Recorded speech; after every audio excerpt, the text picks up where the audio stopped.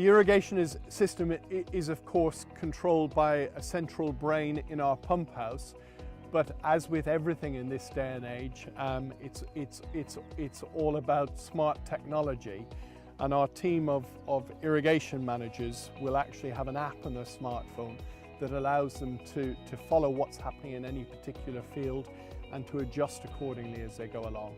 The building behind us is linked to a weather station which controls the sides going up and down.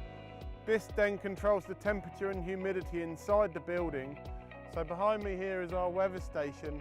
This is linked in on our website and it gives us live data of the weather.